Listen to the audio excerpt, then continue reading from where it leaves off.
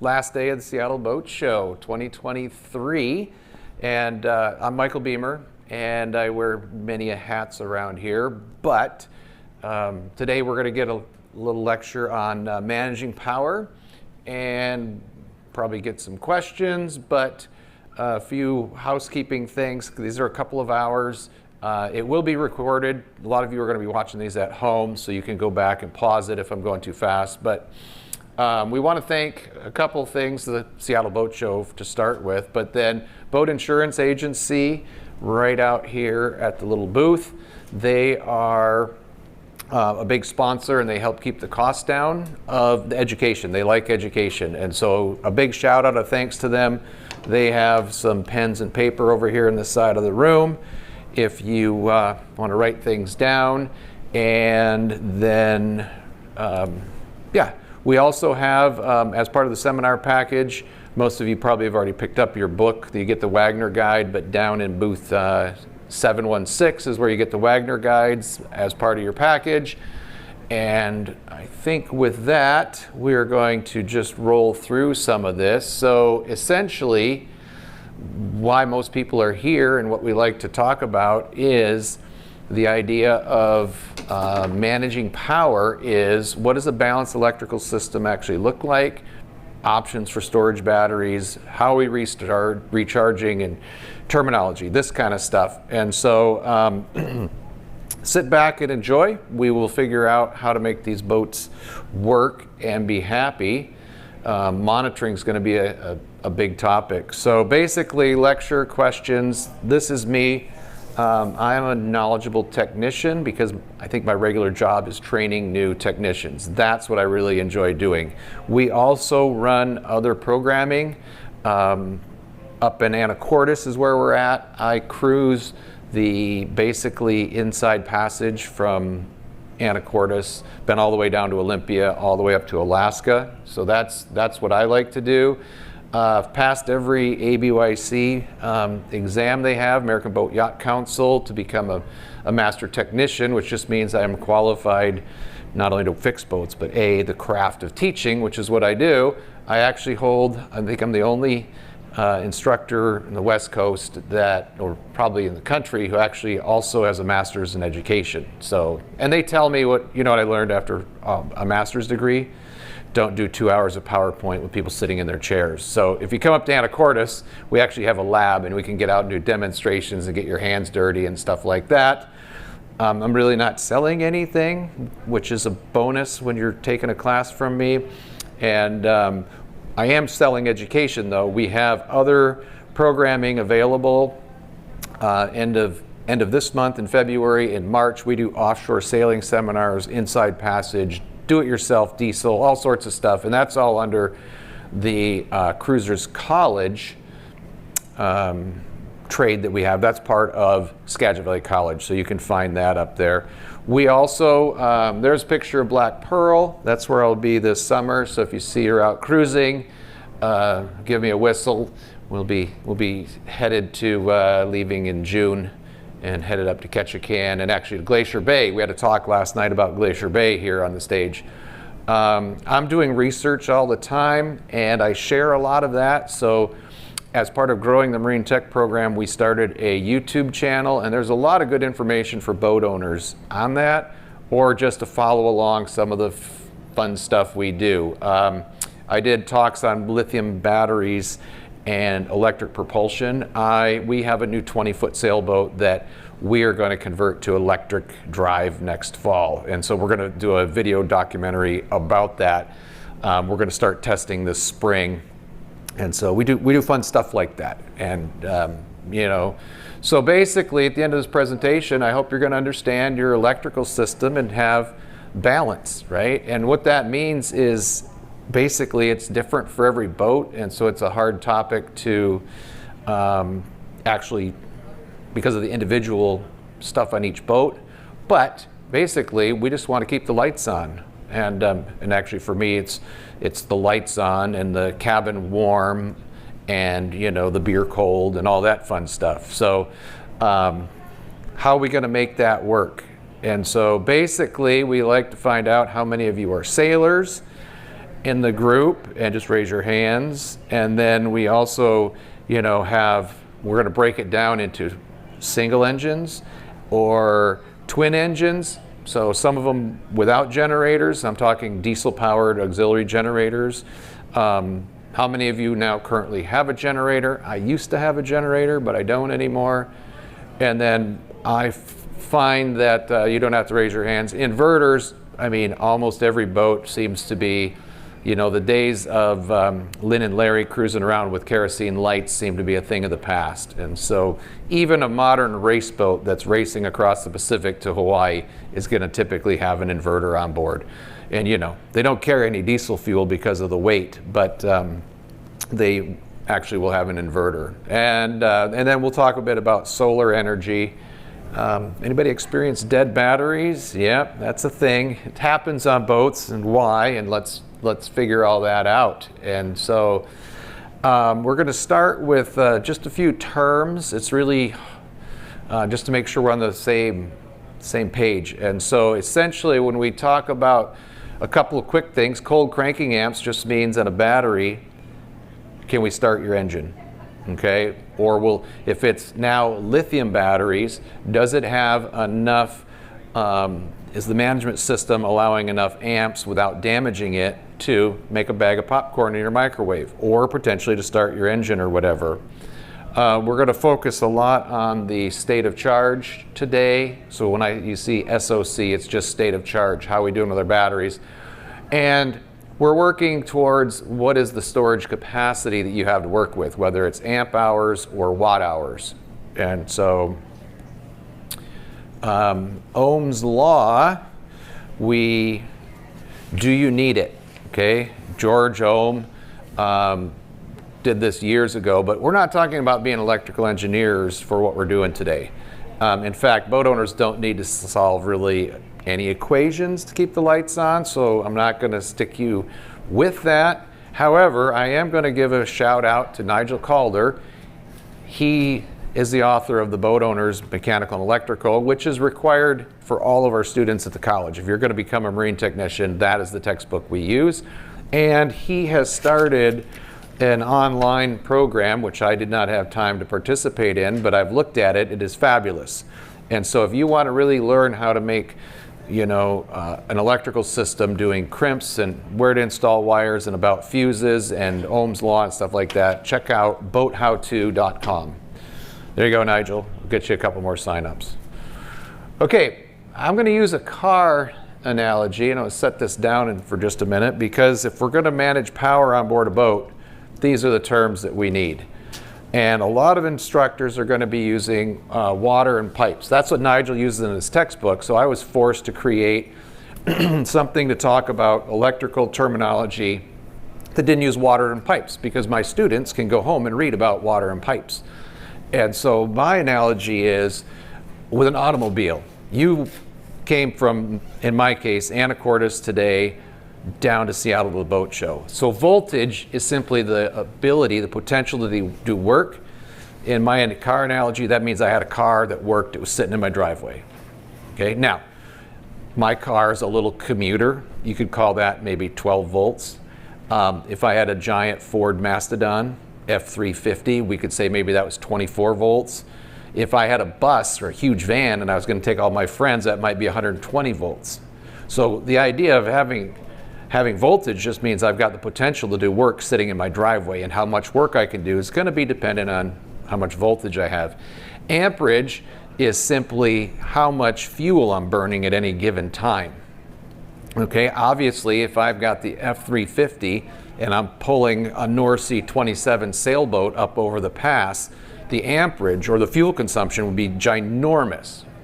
When I have my little Volkswagen TDI and I'm driving along, the amperage is very low because I'm just sipping fuel. So amperage is that idea of how much consumption we're doing at that particular voltage. And the big one, most everything that you need for today is the amp hours, kilowatt hours, is how much storage you have.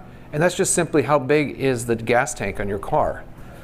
The gas tank in your car is a lot easier to figure out and monitor how much you have versus a battery, because we can't see electrons, we can physically see the diesel fuel in my car, but the battery capacity is all about the fuel tank.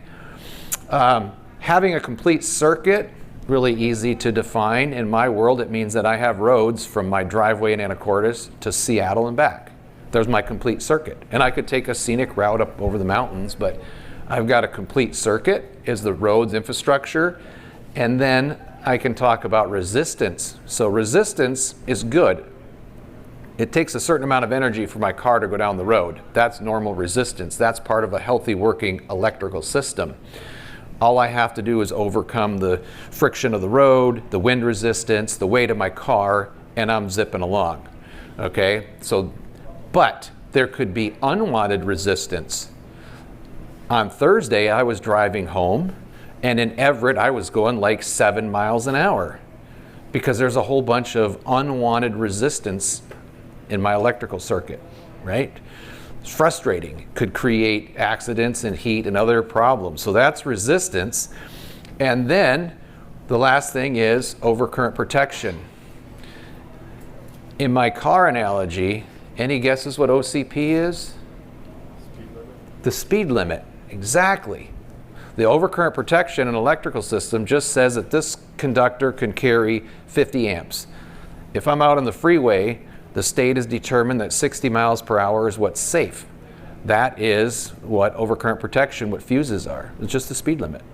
And so now it's all an ish, right? It says 60 miles per hour, but if I'm going 65, that conductor can still handle it. It's still working. If I'm going 85, it is unsafe, and there's a good chance I'm going to get a speeding ticket. And so, if you have get a citation, that means you were not being safe. So that's kind of the terminology that we need for understanding power on our boats. And basically, so what is state of charge? State of charge is that gas tank. How much fuel do you have left in your thing?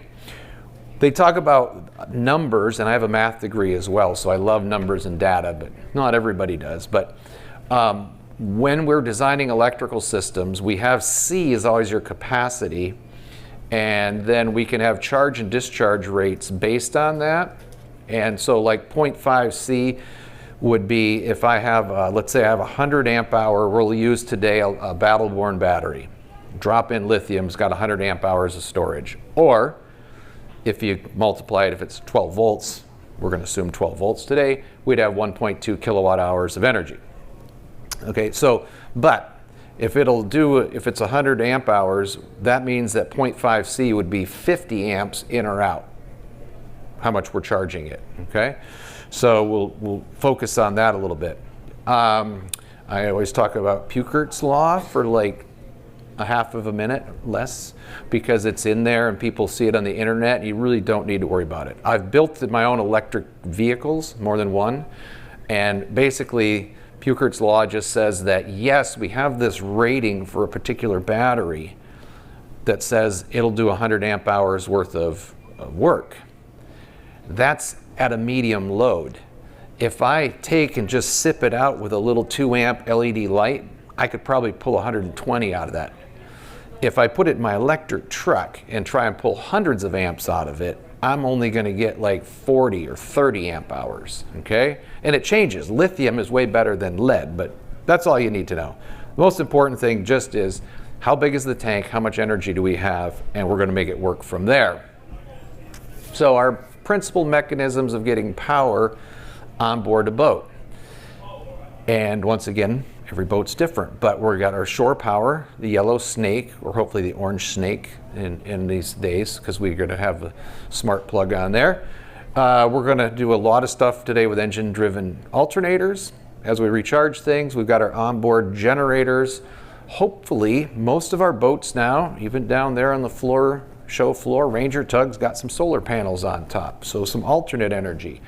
And all of this stuff, except for a few boats, and I've been on a few bigger boats that run generators 24/7, everything about managing power has to do with this battery system. They all rely on batteries. And so our whole system, when you talk about having a happy boat and having it balanced is all about the batteries, essentially. So you're in for about an hour's worth of battery talk, probably, when you're managing power. Maybe not. Yes, you can close the door, please.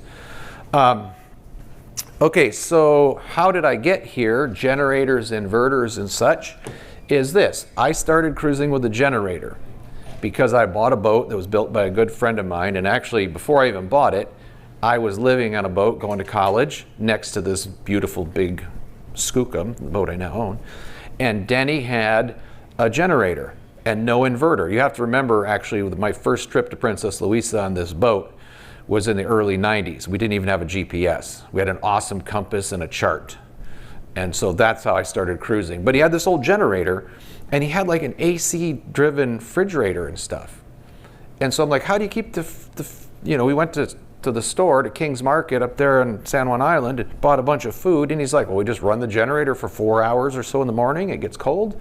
We run it again at night for 4 hours, and the rest of the time we just go boating. And I'm like, okay. I'm like, there's got to be a better way. But, because this thing was a World War II dinosaur of a generator. And so that's how we started cruising. And so we went down to the Seattle Boat Show, and I said, Denny, you need one of these inverter things. And he's like, what's that? And it was one of the old Black Heart interface ones. And those guys have a great history. If you haven't read up about the history of Costa Rica and the islands and how they got started, check them out on the internet. But so we bought it. He bought this this inverter, and he had me install it. Probably a good move. Denny had one rule about electricity, and he was building a boat. He didn't know anything about it, but he figured as long as he hooked up one circuit at a time, he'd be fine. 1,000 feet of number 12, or 2,000 feet, all black wire, AC, DC, every single circuit on the boat. Yeah, that's been really fun. But so I hooked up an inverter, and now we could run the inverter during the, and cut the generator down from 8 hours a day to a couple hours a day. And so that was really wonderful. So that was my first experience. And my friend Art says, with boats, he said, yeah, but you've added more money, you had complications, whatever. He said, boats are nothing but compromises and bad decisions. So just remember that. I think it's true. So before we get too much into the weeds, this is my cruising style. My boat, it's built without propane. He was deathly afraid of propane. And so it's got a diesel-fired heater. Everything is electric, okay?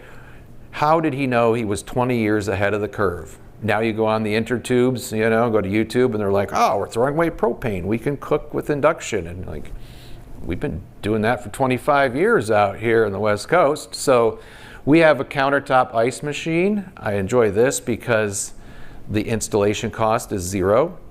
Works really well. We have an Instapot. We actually have two. I only keep one on the boat at any particular moment, but I have a bread machine. So in the wintertime, when I'm running my big diesel stove, I make bread in the oven, but we make bread underway. And so we do all sorts of stuff. And so this is me behind the scenes. I'm down there with my multimeter. How many amps does this draw? And how many amps does that draw? And I'm trying to figure out all this stuff. And because that's what you do. You figure out how big the battery bank needs to be. And my wife was like, that's not normal, just by the way. So I'm like, okay, well, and then it got very complicated because when I was trying to figure out power consumption for all of this equipment, the Instapot, when you turn it on, pulls 125 amps or something out of the batteries. And then I was like, we have an electric blanket I just did a little bit of research on. The trouble is things kick on and off all the time. And so you really don't know how much energy you're pulling out of your battery bank. So I got a couple kilowatt portable lithium bank and a little inverter so that I could run my broccoli beef independently. I could leave the electric blanket on for 10 hours and see how much energy does it actually consume. And then I could share that information. And I did with Bruce Schwab with Ocean Planet Energy. We did a little YouTube video. We also have a portable washing machine. And the reason we have a portable washing machine is we had a built-in washer-dryer combination unit. It was big and heavy. And Andy local sailor, when they raced to Hawaii, he figured that the washing machine was the best place to store potato chips, because they didn't, you would never do a load of laundry when you're racing to Hawaii. I took mine out because in the space of that giant washing machine, I could put in about 8 kilowatts of lithium batteries, so I could keep everything running. And now I just have a portable washing machine and I throw it up on deck. We put our clothes in there and turn it on, and life is good. We still can do our laundry, but it doesn't have a dryer like the old one did, but I'm not opposed to clothespins. My grandmother would be proud. So, but this is what we found out. So this is a little chart on how many amp hours at 12 volts that you might use to make different things, like a loaf of bread. I've done it a couple of times. The electric blanket, I think, is in here. Yeah, 25 amp hours. So what I found was pretty shocking, that I think it's kind of shockingly low. And if you're doing kilowatts, if you've got a 24, 48 volt boat, and by the way, 48 volt stuff is amazing. It's changing our industry. I think in the future we're going to see lots of boats with 48 volt house battery banks, because the whole off-grid market is full of 48 volt stuff. For cabins, inverters, you can now buy 48 volt bow thrusters and all sorts of equipment, anchor winches and stuff for your boat. And so it kind of makes sense. The reason that I'm stuck with 12 volts on my boat, and many of you probably are as well, is back when you bought a brand new 1953 Dodge pickup truck, it was 6 volts. And on a good day, you could almost see the tail lights. They were so dim. And you hit the starter button on the floor, it'd be like, "Rrr." And it barely, but you didn't have to get out and crank it, so everybody was happy. They put 2 of those 6 volt batteries in series, got 12 volts, and those things would start up, and Henry Ford was like, perfect, this is what we're going to use, right? And they made everything 12 volt for the next 5, 6 decades. We've been stuck with 12 volts, and it's ridiculous. So if you can get a higher voltage, that is definitely the way to go. What I found out, though, when I'm researching is, yes? Would a higher voltage battery damage your appliances or things? Oh, yes, you have to have everything matched accordingly. So you just can't go to 24 volts and keep your 12 volt equipment. It's you got to change the entire boat. Got it. So, but we're seeing it, and what we're going to see is there's a lot of companies that build like 48 volt lithium battery packs that we're going to be able to buy pretty inexpensively compared to the existing 12 volt equipment. So there's going to be an incentive to use a higher voltage for our house battery banks. So what I found was these kind of things. You've got a Wi-Fi router on your boat. You've got a Vesper like I do. I love this thing. It only uses an amp or 2. What is it? So Vesper is an AIS transceiver to receive your boat data. But these little things that use an amp or 2, I'm like, wait a minute, if I'm leaving that on 24 hours a day, because I'm a nut and I like to know what the name of the freighter is that's going by, and my wife is like, really, does it matter? It's just a boat. I'm like, it does kind of matter. But that costs more energy than making dinner in the Instapot. And the buddies at the yacht club are like, I can't believe you let your wife use an Instapot on the boat. It uses too much energy. I'm like, well, actually it doesn't. So it's all about balance, right? And so your inverters use an amp or so just looking. Even if you turn everything off on the boat, it still is looking, doing its job, like, do you need energy? So we can go from designing a tiny sailboat that wants to minimize how much energy it has, all the way up to our big boats where it may not matter as far as managing our power, just to getting our generator runtime down a little bit. So along with my data for how much used for electrical gadgets, I find it very difficult to predict or even calculate how much energy your boats are going to use, because we're all so different. Ocean Planet Energy's got a great worksheet, and if you haven't bought a boat, I was talking to somebody who has a boat on order, and they're like, I don't know how big to make the battery bank. I'm like, as big as you can. Like, if you're asking the question, double it whatever size it's supposed to come with. But so there are some worksheets, but refrigeration is this huge load for almost every cruising boat, as is heat and air conditioning. It just depends on where you're at. If you're in Alaska, I guarantee it's heat. If you're in Mexico, probably heat's not your issue. But it's pretty rare that we're in that perfect zone where we don't need one or the other. And so those are really unknowns. And so I think the biggest thing that we want to do is get some real-time data from your own boat. And if you can do that, you're going to be, I think, in a lot better shape for estimating what kind of improvements you want, upgrades, how big does the battery bank really need to be. We're going to do this with Thor, the electric boat project up at the college. We don't know how big the battery bank needs to be. So we're creating a worksheet, and we're going to say, well, we want between 10 and 20 miles of range. It's mostly to get in and out of the marina.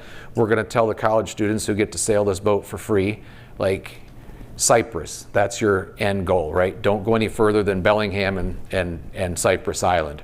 But we're going to put a little electric outboard on it and go get some real life data, because I can say like, ooh, I'd like to put a 2 kilowatt lithium pack on there, or 4 kilowatts, but we don't know what we actually need. We're just going to go out and research it. So if you can go out for a week and use your boat and keep track of it, of your usage, I think that's the best data you're going to get for creating this balance in a happy boat. That's going to match your lifestyle, your cruising style. You know, some people go dock to dock, or some people go to a dock every third day, and we've got some beautiful marinas, and I get it. When my wife and I started cruising, we had zero money. We actually saved money on the boat. We would go for 3 months and we never tied up to a dock because we couldn't afford it. And so I had to quickly learn how to manage energy as an independent, vessel. And so that's what really drove me to get where I'm at now, to understanding all of this stuff. If you just bought a boat down here at the boat show, and at the floating Bell Harbor, and you're like, I have no idea, but I need to figure this out. Owners groups and stuff that the internet is getting a lot better. You could poll other people that are doing it. If you're building an electric boat, there's a little bit of information, but it's a lot harder to find. And so we're going to try and capture a bunch of that data as soon as we can.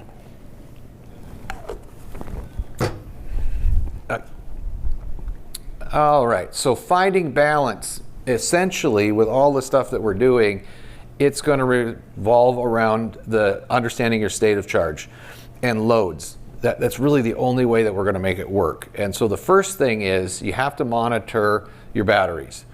And monitoring batteries looks like this potentially. All of them must be monitored, but really you only need voltage on bow thruster batteries, anchor winch batteries, engine start batteries, things like this. And that's what I have right here in my boat.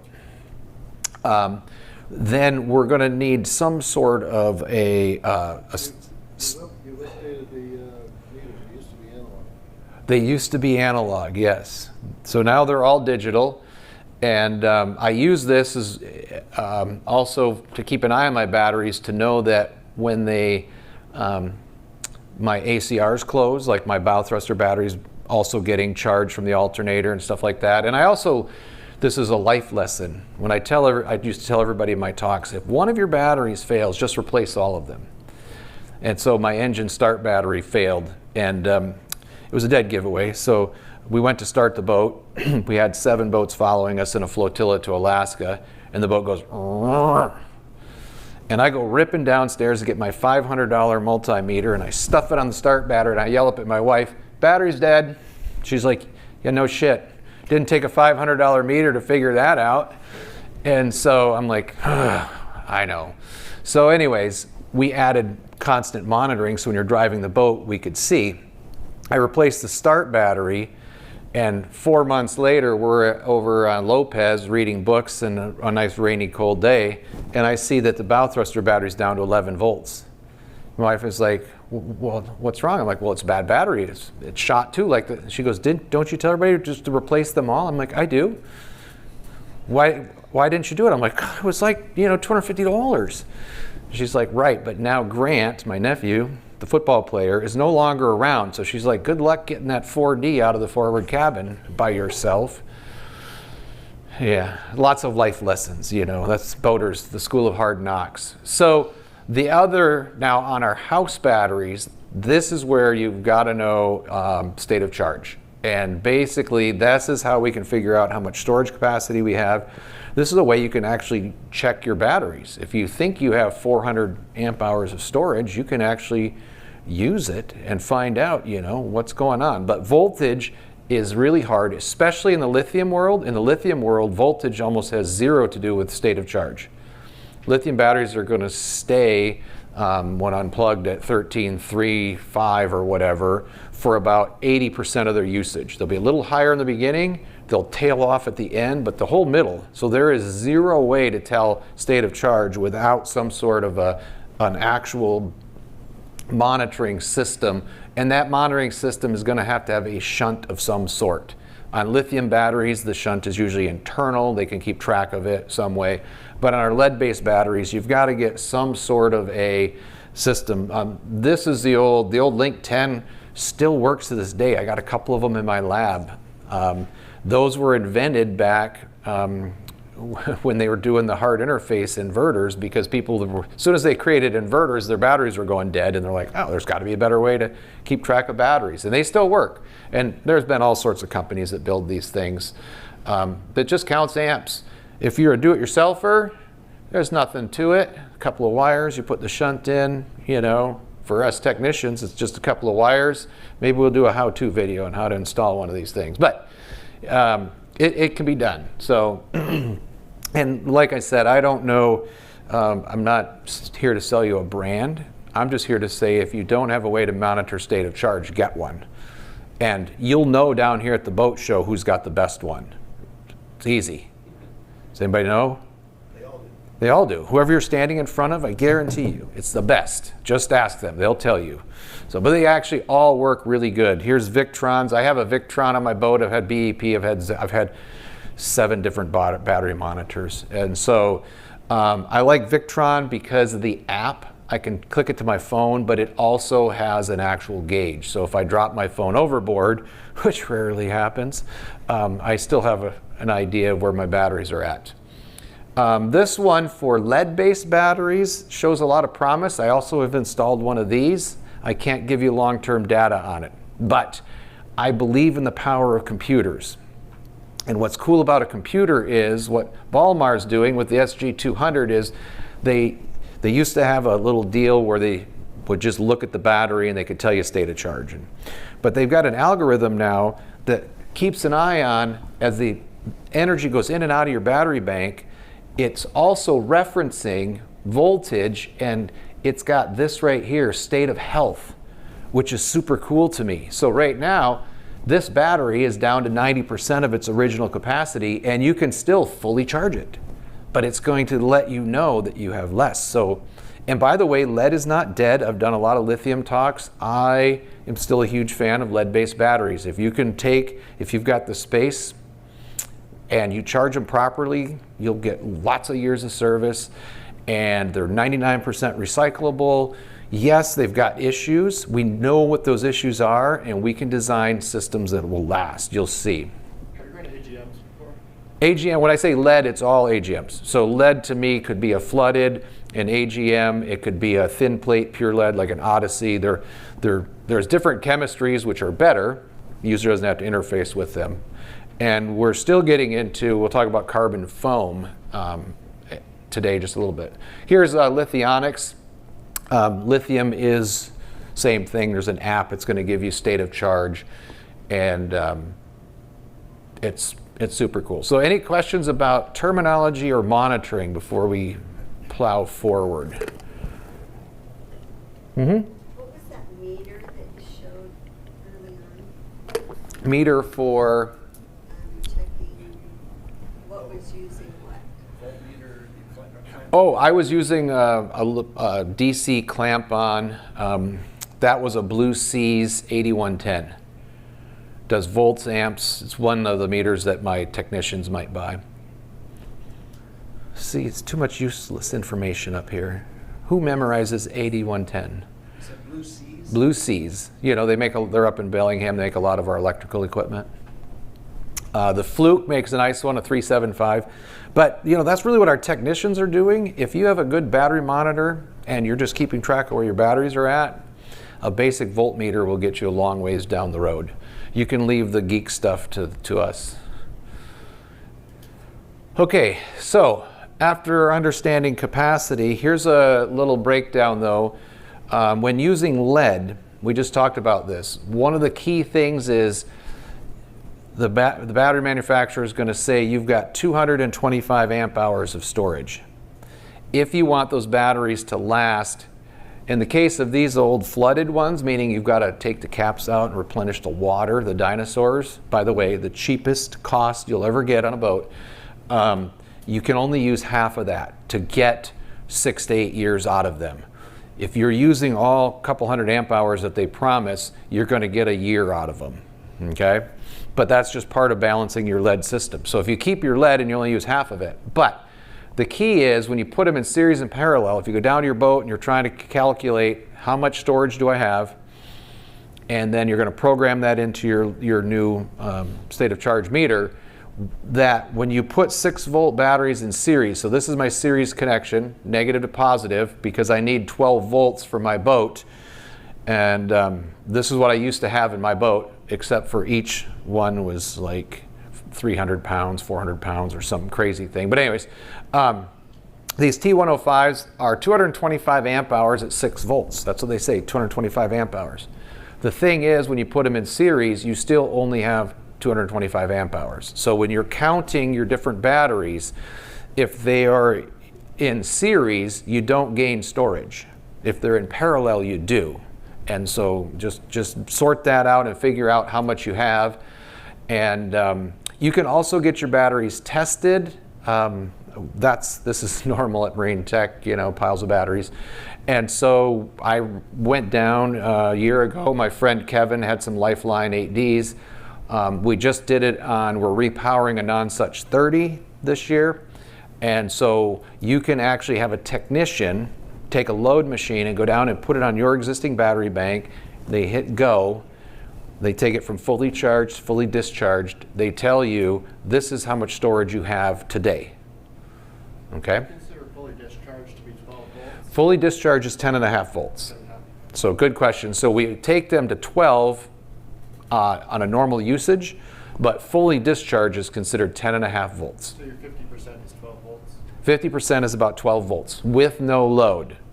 That's the thing. What's interesting is you can take a battery bank at 50%, it's at 12 volts, but then you turn the microwave on or a big load and all of a sudden the voltage drops to 10.5, but the battery's really not dead. As soon as the popcorn or the tea is done, it'll rebound. And so that's why you really want the state of charge. So yeah, we have this thing, and so we talked about start and house batteries. So if we're sticking with lead is good. There's this idea of recharging and usable energy that says, oh, I actually would like to get 8 or 10 years out of my batteries. And I want to be able to either run my engine, my generator, my solar panels, and put energy in easy. It's known out there right now that the easy part of a battery, lead, is 50 to 80%. So while lead is a whole lot cheaper than lithium, in order to maximize it, what you're going to do is, so on my boat, right now, I use between 150 and 200 amp hours at 12 volts per day. So if I'm going to be anchored for 3 days, I need 600 amp hours in the coffers. Okay? Easy enough. Now, I'm going to augment that with solar and whatever. But if I want to do that, what I really should do is, okay, on a daily usage, if I'm using 200, the easy part of lead means I should triple that. Wow, so if I'm using 200 a day, that means I should have 600 per day available to me. And that's because the first couple days, when you go out that first weekend, you think your batteries are great. You go from full down to 50%. And then you run your engine or your generator and it pops back, it'll recharge real nice up to 75, 80%. And then what happens is that parking garage, if you parked here in Lumen Field parking garage, when we came in here this morning, it's half full. Super easy to put all those cars in there. When it gets to be 80%, 85% full, you're driving around for a little while. That's the exact same thing that happens. And so if you've got in your battery bank, I could be running my generator or my Yanmar, and the problem is once those lead batteries are up at 80, 85%, it takes forever to get them fully charged. So we're going to be limiting, if you use the rule of thumb of a third, you're going to have a lead-based battery bank that's going to crank right through you day after day and stay happy. Okay, now, if you have lithium and you put a 200 amp hour lithium battery in, you can't use 200. You can use close. Lithium is way better at being honest. It recharges all the way to the top super easy, and but most of them at 20 and 10%, they're giving you kind of a you probably should stop, think about recharging me, but you really can use most all of that energy on a daily basis. So that's one of the big benefits of lithium is if you're saying, oh my gosh, I just calculated in 600 amp hours is what I need, I don't have room for 2000, let's switch to lithium. And the other thing with a couple things on lead, AGMs and all lead-based batteries really once a month need to be fully recharged. And I was not doing this those first few years of cruising because I never went back to a dock. And it definitely did sulfate and lower the life expectancy of my batteries. And so once a month, don't be a cheapskate, pull into a marina, pay for a day or two, get your batteries fully topped off. Now this is lead. If you're lithium, it doesn't matter. And because lead really doesn't like to be discharged and not recharged. Never come back to the dock and just let your boat sit with half-dead batteries. It is super hard on them. We've had brand new batteries at Marine Tech that have had 3 cycles on them. They take them out to the shed at half-dead. They let them discharge all summer, and we come back in the fall, and I try to recharge them, and it's like toast. So don't let them sit. And then lead also is at about 25 to 40% charge rate. So the big part of my balanced electrical system is how big is my recharge, whether it's an engine-driven alternator, whether it's solar, whether it's an onboard generator, and I'm repowering this stuff. I want to optimize that generator runtime with recharging my batteries. With lead, you can only put in 25, maybe to 40%. The reason is lead-based batteries are super inefficient. They're only about like 60% up to maybe 80, I don't know. I've seen some of the tables. Lead makes a ton of heat when you recharge it. And so there's inherent loss, which is fine. We just figured that out. But what it means is you can't say, oh, I'm using 200 amp hours a day. I want to put 200 amp hours into it in 1 hour of running my motor and have it recharge, because it doesn't work that way. If you want to put 200 in, then you need about 800 to absorb that much energy. Okay? Once you get to lithium, those things, look at Tesla, man, you can stop and have a cup of coffee, and put in 17 kilowatts or some crazy thing and drive the rest of the way to Portland. So what if your boat's on the hard for hurricane season? If your boat's on the hard for hurricane season, you want to have like solar that'll keep. Lead-based batteries have self-discharge. They just slowly will use energy. It's not the old myth because it's sitting on a concrete floor. It'll still do it in your boat. But you want to have like a little solar with a good controller so it doesn't overcharge it to basically keep them maintained for hurricane season. Yeah. You said it's hard to put those last few cars in the garage. Yes, very hard. Charge those batteries. So when you're adding that last 20% of current and you're converting that energy into chemical energy in the batteries, are you consuming more current than you would going No, at the top you're really not consuming any. It's not, the loss really isn't changing. It's just we taper the current off and just do it for a long period of time. And that's why I want you to plug in overnight, because that long period of time is going to get all of those parking spots cleaned up. Oh, and by the way, if you have lead-based batteries, old ones, and you want to equalize them, it will help bring back some life. Even AGMs like Lifeline has a conditioning cycle. In my little parking garage analogy, that's just cleaning up the garage. That's going through and getting the truck that didn't start and the motorcycle that's taken up a great big spot, and just pushing and getting everything back squared away and ready to go. That's what equalization or conditioning does. And then is there any form of conditioning for lithium ion found some lithium-ion batteries, it's good to discharge them. Lithium is still, the research is still out there, but yes, I believe that that because lithium, when you first get them, all have to be top balanced, and that's why they need the BMS. I call it my babysitter, to keep cells in balanced and check temperatures and everything. I don't know what the research says yet, but I'm pretty sure that because I've found some packs we've pulled off of boats, because I like chopping things up, and I find that there are cells that get too far out of balance to where the passive balancers aren't working anymore, and it sends a fault, and then the boat owner throws those batteries away, and I'm like, well, don't throw them away yet. Beemer wants them. And so that to me would be maybe where a conditioning cycle may happen. Firefly was amazing batteries, this carbon foam. They didn't sulfate, and you could use a whole bunch of their energy, except nobody will stock them anymore. The quality control went to pieces and blah, blah. However, I've heard that Victron, I've seen it on the intertubes, they now make a carbon foam battery.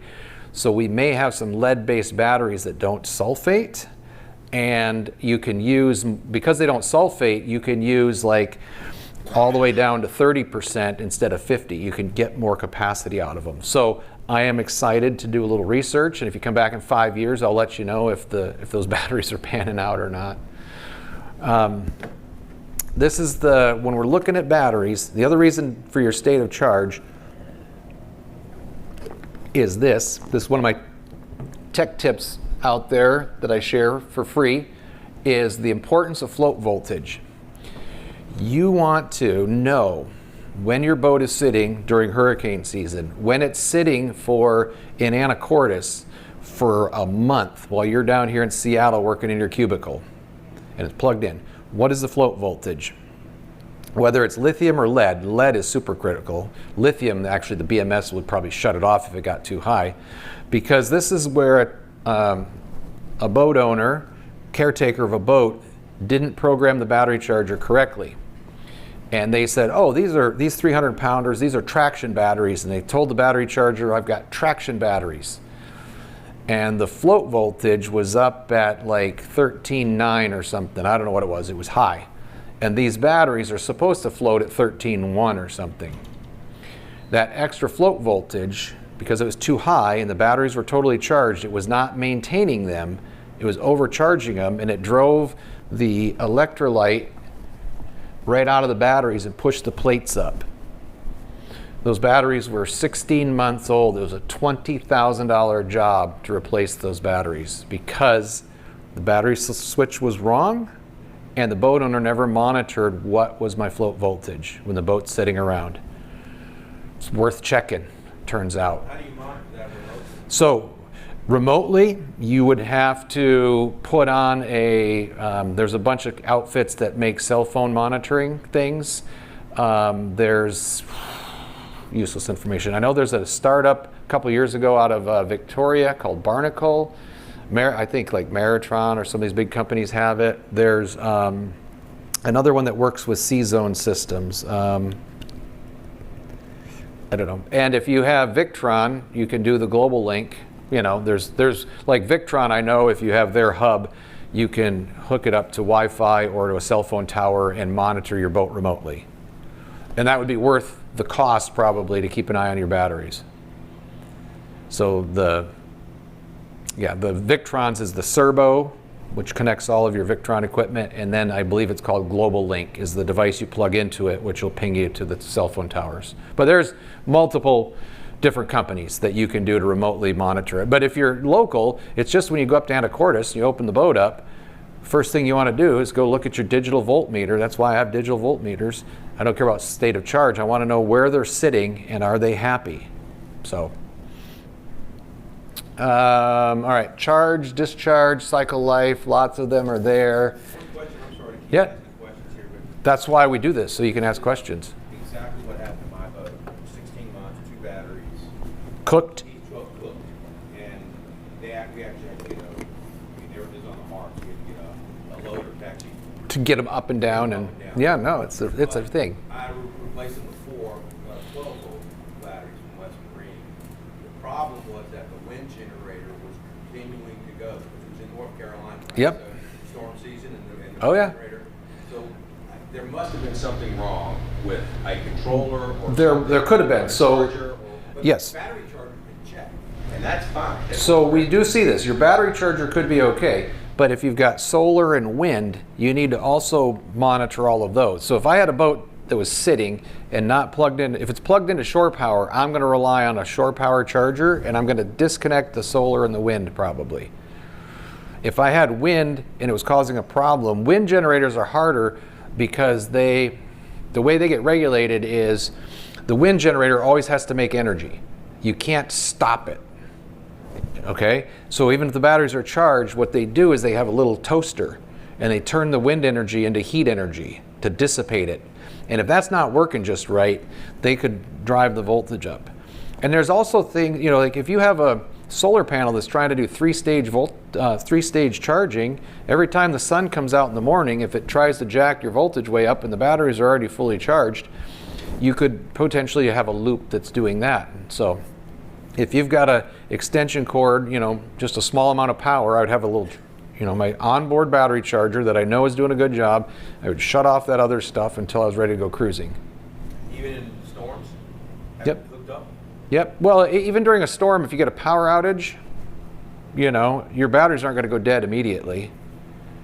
So I would be, you know, and once again, at least monitoring. Is my solar driving the voltage up every day because the batteries are completely full? Is it the wind driving it up? And keep an eye on it. Turn off the solar panels and the wind generator. That's what And use a short charger. that's what I'm saying. Shut those off and just use the shore charger and call it good until you're ready to go cruising. Okay. Yes. I've heard that some of the wind generators, they have some mechanism to actually put a brake on a wind generator so it doesn't spin. Some of them have a brake. They all have usually some sort of a way to limit how fast they spin.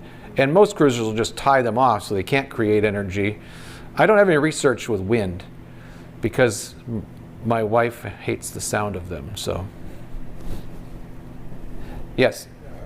I was told by someone that when I'm on shore power, I should shut off my inverter so that it doesn't go through the battery. Okay, well, so there's a couple different things with our inverter installations and how they're wired. There are some of these boats, every boat's different, but if you've got loads that'll run through the inverter, and in the wintertime, and we have an ice storm and you lose power, your inverter could potentially be like, oh, this boat needs energy, I'm going to keep the refrigerator cold, or whatever, and it could flatten your batteries. And then, you know, waiting for the power to come on. And so it's a case-by-case situation, but yes, you want to know, like, if your boat is unattended, right? And most inverters, you could shut off the invert function and just leave it as a battery charger, right? So that it's going to keep your batteries charged, but it's not going to discharge them while you're away. So let's say I have my wind generator and I cut it off, you know, I kill a bird right, so I can't charge it. If it's still spinning, the power doesn't go anywhere. Can I cut that? You could, it depends. The regulator, so when you shut off a wind generator, you're shutting it off between the regulator and the batteries, never just the wind generator itself. But I would just tie it off with a piece of line and call it good. Great questions. Yeah. Somebody online says, my boat command shows 13.28 volts now. Okay, so 13.28 right now sitting there is probably just fine. However, depends on the battery manufacturer. All you got to do is go to Lifeline or go to Victron or Dyno. I don't care what batteries you have, just go online and see what they say for float voltage. But it's almost always in the low 13s. See, lead-based batteries are about 12.8. Fully charged, sitting at rest. You've got to drive up a quarter to 0.3 of a volt in order to just keep them full and happy. That's how much energy it takes to do that. So 13.1 to 13.3 is generally what's going to keep them happy. Beyond that is going to start cooking them. Thank you for that. Okay, so how long do they last? I've been talking 7-8 years. I've heard plenty. I saw gel cell batteries, it's probably 16 years ago now, that actually were 14 years old. They were stamped and used. And I was like, wow, this is incredible. Found out, well, the boat owner barely ever used those batteries, right? It was a boat that had a generator and didn't have an inverter, So it would run the generator like Denny did for 4 hours in the morning and 4 hours in the evening. And the only thing the batteries were doing was like cabin lights. It had a couple big 4Ds. So I'm like, yeah, they will last 14 years with a good charger and not deeply discharging them. So we can do that. But we've been talking about your batteries that were destroyed and my batteries, and at Marine Tech, incorrect installation, charging, usage, the whole thing, we can destroy them. And I really worry about lithium. And I don't worry like catching fire.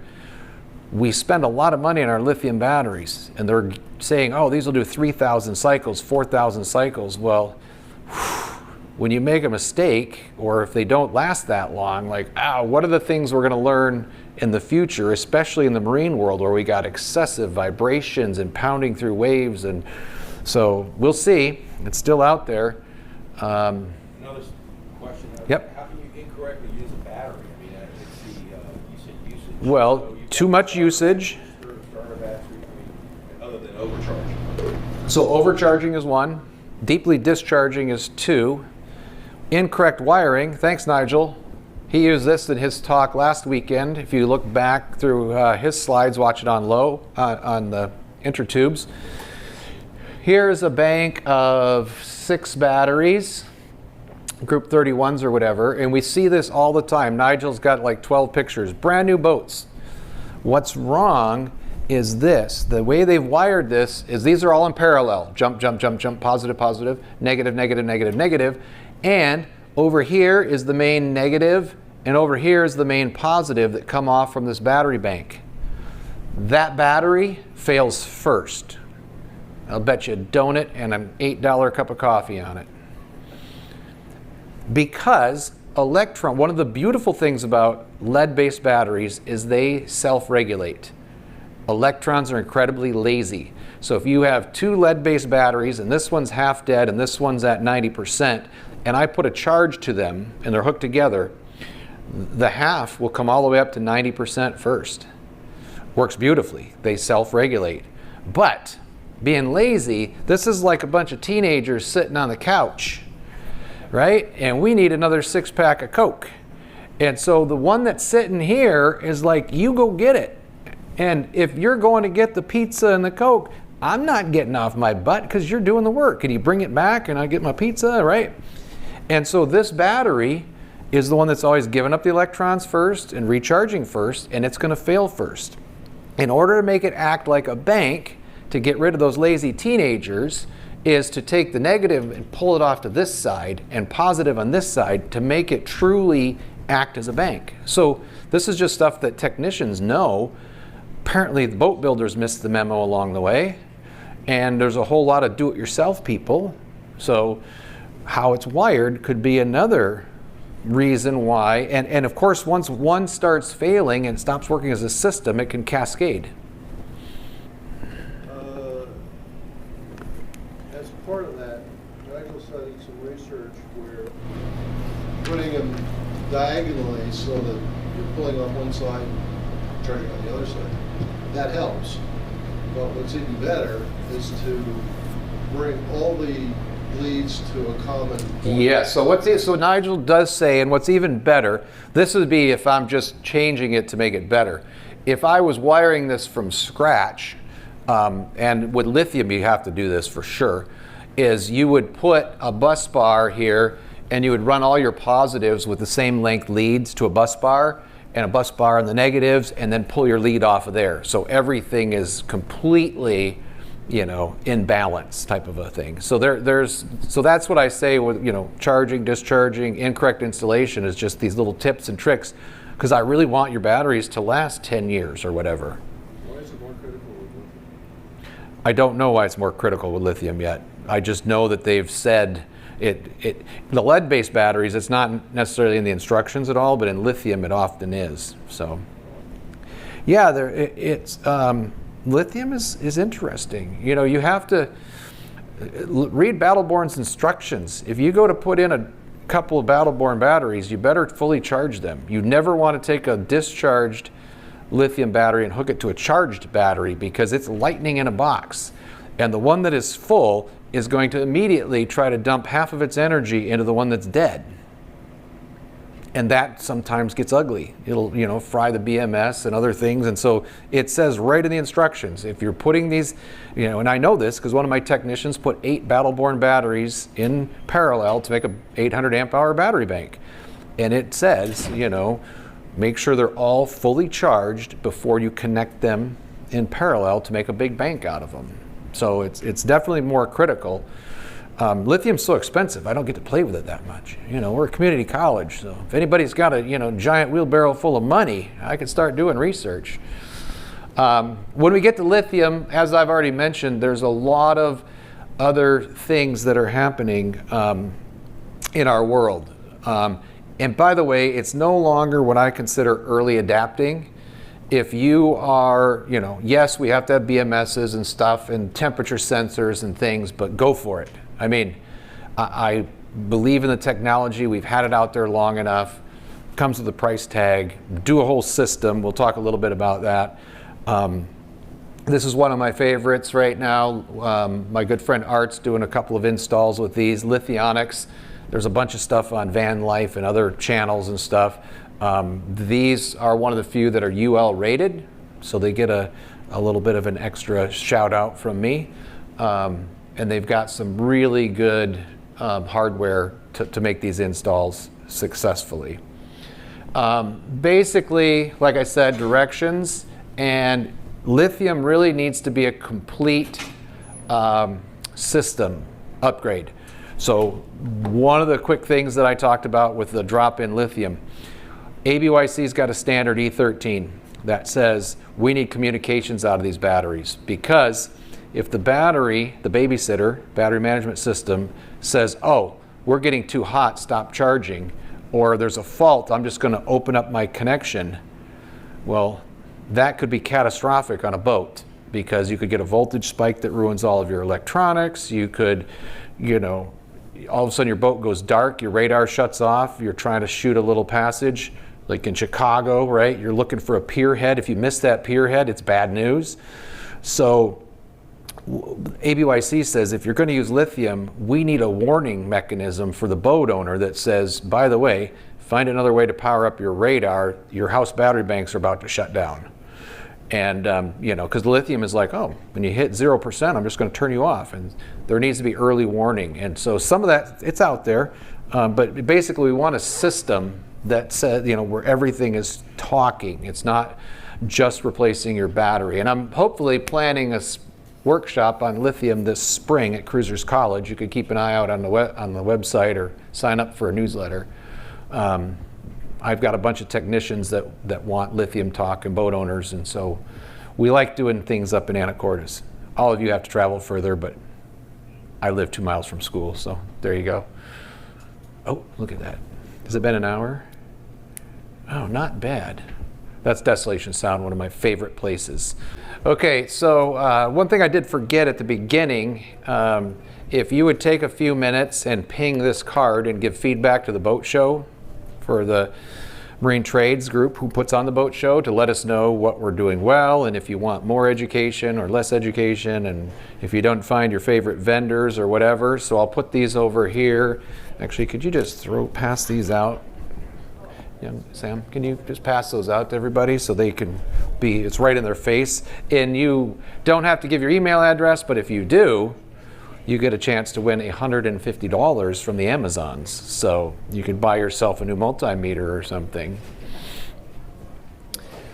Okay, so before we bring this together, one of the other questions is, and I get it all the time, is, okay, we're going to talk alternators, daily use, bring it all together.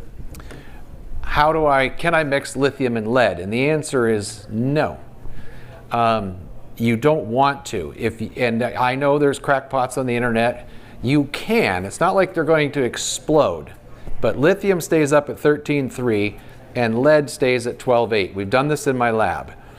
And what happens is, if you parallel them, the lithium does all the work right down until it's at about 20% state of charge, and then they kind of come down together. But remember how I said that lead-based batteries need that 1/3 of a volt or so, a trickle charger to keep from going dead? every minute that you have them hooked together, you are turning lithium power into warming and keeping the lead battery happy. So you're going to be spending an amp to an amp and a half of maintaining the lead battery the entire time that you're on it. So it's counterintuitive, like it just keeps draining the lithium batteries to keep the lead. So you don't want to put them together. What you're going to end up doing is either, there's a couple of ways. If you're doing like drop-in lithium batteries right now, what we're recommending is, for a house load, the lithium also doesn't make good start batteries usually. So we're saying use a DC to a DC charger. So you can leave your existing system all the same, shore power, alternator engine, and take like 60 amps out of your lead-based battery. The DC to DC charger will automatically know that you program it for lithium. It'll keep the lithium batteries happy. If the lithium batteries shut off, your system is still going, you don't have catastrophic boat problems. Once you go to a bigger system, like most of us, an integrated system, and you want to do a, go to Victron, you're going to buy your batteries, you're going to upgrade your alternator, and this sort of stuff, then your shore chargers and your engine alternator generator will all charge the lithium profile. You, once again, use DC to DC chargers, and that will take the lithium voltage and charge your other batteries, engine start, generator start, bow thruster, whatever you have. So we don't mix them together, but yes, you can easily have both chemistries on the boat. You just need these DC to DC chargers. And so that'll play into kind of how we do this. So if you don't have enough capacity, the first thing you're going to need to do is get either A, more charging, or B, more capacity, right? And so more charging could look like, well, solar's coming down in price. Maybe we're going to add a large alternator. Or maybe we've already got a generator on board, we started up. Okay, so there's a lot of different ways that we can make our system work. And those are your two options really. If you're not getting either the day-to-day that you want, or you're not getting your 3 or 5 days at anchor, whatever it is, you've got to either get more juice into it or have a bigger battery bank. And so how are we going to create it? Engine-driven alternators, great option. Onboard generators, I typically am not installing, well, I don't install anymore, but I'm not recommending installing diesel-powered generators if you don't have one. They're really expensive. So if you already have a boat and you want to upgrade, let's do it with other mechanisms. But we'll talk about, if you do have it, how to maximize it. Solar and wind are awesome. Fuel cells also medium awesome. And then the Watt and C we'll talk about. So the actual cost of a generator, Nigel's done a bunch of this. He's done amortizations of propulsion engines and generators both. But to push the start button on your Northern Lights generator is incredibly high. It's 10 to 20 times as much as Puget Sound Energy charges for electricity right here. And I'm thinking it's like on the 20x. My old World War II Onan, I figured it was running about 90 cents a kilowatt just for the maintenance. Puget Sound Energy is a dime. Just the maintenance, the oil changes, the pumps that would fail, the fuel filters, 10 times expensive as buying it out of the. When I bought my solar panels, which was almost 20 years ago, and they're still performing fine, the first ones I bought, it was really easy to tell my wife, like, this is going to pay for itself super fast. Now, when I did that, it wasn't providing all of my energy yet at that time. This was a stair-step approach that I did. But I put 220 watt solar panels on top of the boat, and I cut my generator runtime in half, which was awesome. If I was motoring, I had enough energy. If I had the solar at anchor, I had enough for a few days. It was really great, okay? I am not a fan of portable generators at all on boats. These little Hondas, I know they're super cheap. If you have it sitting on the swim step in front of me in Prado Haven, right? I've got old flares, man. And when my wife's on board, she doesn't let me shoot at people, but she's not always on board, so. Well, when the exhaust gas is rolling into the boat next to you, or you're in the Bahamas and you tie it to the mast and the whole mast is vibrating, and yeah, there's better ways to create energy. So if you have a generator and you're wanting to maximize it, this is where the cost of inverters has come way down, and you can, if you've got a big bank now, what I talked about is that you can't put enough energy into it once it's big while you're running your generator. And so what you can do is piggyback a couple of these inverters to provide your load. But now, because each one, let's say, could put 100 amps into the battery. So I'm like, 100 amps isn't enough, I want 200. You can put a little telephone cable between them, and now you can start your generator on board your boat and put a couple hundred amps into your batteries so that you can reduce the generator runtime. Okay, so that's where you're going to find balance, is if you're running a generator, what does that look like? Okay, and how do you maximize it? You need to load it up properly. So have you ever seen the fishermen down here at Fisherman's Terminal in the middle of the day? They got those giant halide lights on. Yeah, there's some companies in Port Townsend that specialize in generators and stuff. If you take a generator, because generators are constant speed that runs at 1800 RPMs, and you put a 20%, 30% load on it, it'll carbon foul and it just gets all mucked up and it is just never happy. And it's not going to last.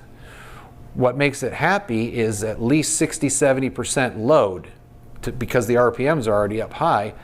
And so what you want to do is, we spec'd out a Hallberg Rossi boat that went to the Pacific Loop, and the boat owner was going to put like 5 kilowatt generator on it. And we're like, don't do it, because you're not going to be able to load it up all the time. And he put a 3.5 on it, or maybe it was going to be a 6, I don't remember. But with a 3.5, he had to manage loads. It was, I'm going to charge the batteries for the first half an hour to an hour. Then I'm going to make my water for the day, or some hot water for dishes. I'm going to shut it off. So the boat owner had to manage it a little bit, but that generator was happy because it was loaded up all the time. And so you can create balance now without breaking the bank by increasing your load. And so once you've owned a generator and you're paying for it, it's just like our main engines. Let's make sure that we are using it all the time when it's running. When Denny ran that Onan of mine for 4 hours to just power this little Costco-sized dorm refrigerator, that was, I mean, yes, you'd make hot water, but that's done in 20 minutes, right? You got hot water, you can take a shower. But now the thing's running and running, it was just terribly inefficient, and the generator was all boogered up, and it never was as good as it should have been because it just ran and ran and ran.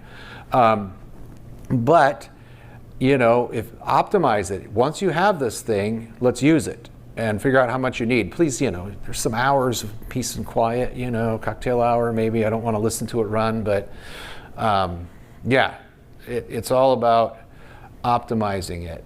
And then also now what we have is, if you're sizing generators, and even with your shore power, all of our new inverters now are going to be able to synchronize, which is super cool because it'll work on the generator or shore power. If you've got a 3 kilowatt multi-plus inverter like I have on my boat, that's a Quattro, but it doesn't matter. They're all blue boxes. And my shore power is 3.6 kilowatts, 30 amps. I can actually be on board the boat and doing dishes, and I've got every light on, and my hot water heater's on, and the electric heater's on, and I want to make tea after dinner. And I put it in the microwave. Well, I'm already at 3+ kilowatts. Normally, if I put my tea in the microwave, and now I've got the electric heater, the hot water heater, and the microwave going, I would blow the shore breaker. Now that inverter just adds 3 kilowatts, up to. It just synchronizes, runs in parallel, uses a little bit of battery power so that Beemer can get his cup of tea and be happy. And then as soon as the microwave goes ding, it puts that energy back into the batteries.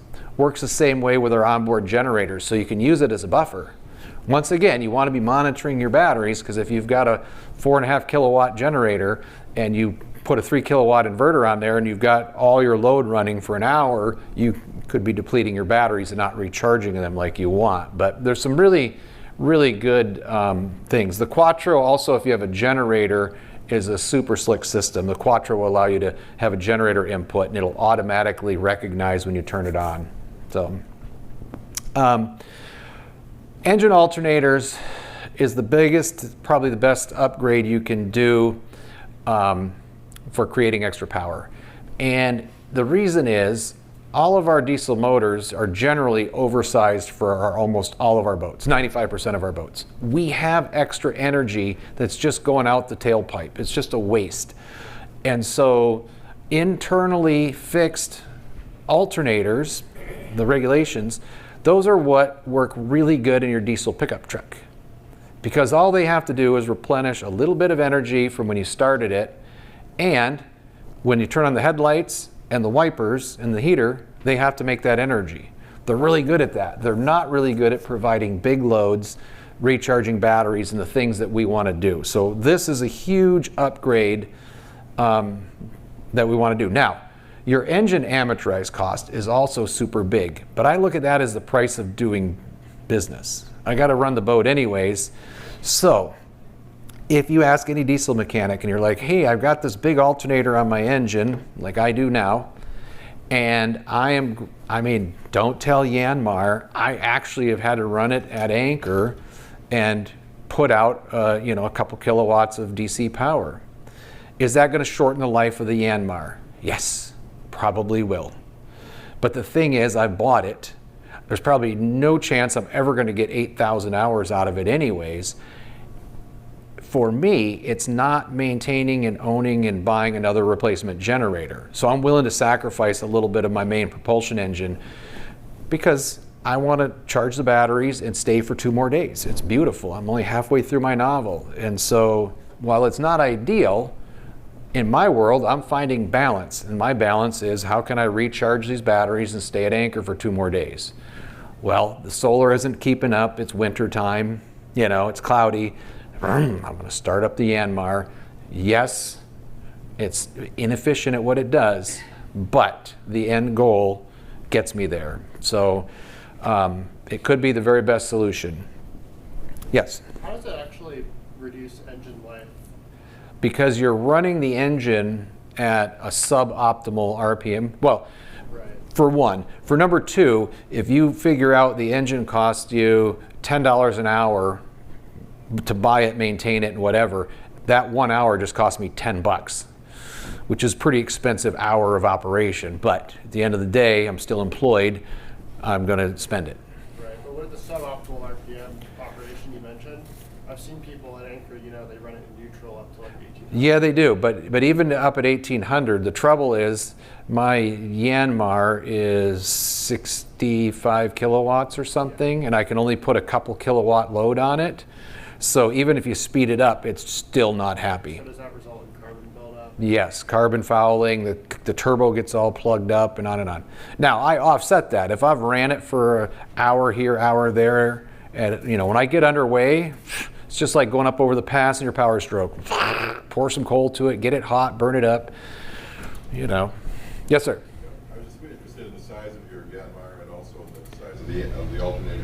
110 horsepower Yanmar, whichever 60-some kilowatts I think that is. And the alternator is a 200 amp. It'll do 160 continuous. Hot. That's the other thing is these manufacturers, I always used to say they lie. They don't really lie. If you're buying whatever alternator you're buying, unless you're buying Nigel's Integral, they're rated at stone cold. Turns out the engine room of your boat is not stone cold when there's a diesel motor running. So, but that doesn't matter. Just realize if you're buying it, and I've installed a ton of Balmar makes good alternators, American Power Systems, it doesn't matter the brand. They all basically rate them the same. So if you're buying 200, yeah, it'll do 200 for, 8 minutes, and then it's going to back down. But what is that continuous load that it'll do? Oh, by the way, this is what I'm interested in. So I was down at the Electric Expo in Houston, the resort town of Houston, Texas. And this battery right here is 400 kilograms. You can see it was like this big. And it has 63 kilowatt hours of energy in it. Woo-hoo-hoo.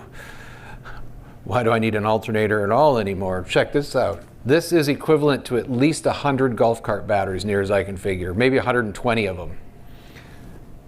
I'm like, geez, I just want to pull into Roche Harbor, pay for my overnight mortgage, give them $5 for electricity, recharge that. Now I got 3 more weeks worth of energy or more. I don't know, 63 kilowatts. Like if I'm using, you know, I just said I use 200 times 12 volts. 2.5 a day, like seriously. What about a Tesla Powerwall? Like we're going to see things in the future where our energy could change drastically. This is still not even as heavy as an onboard generator.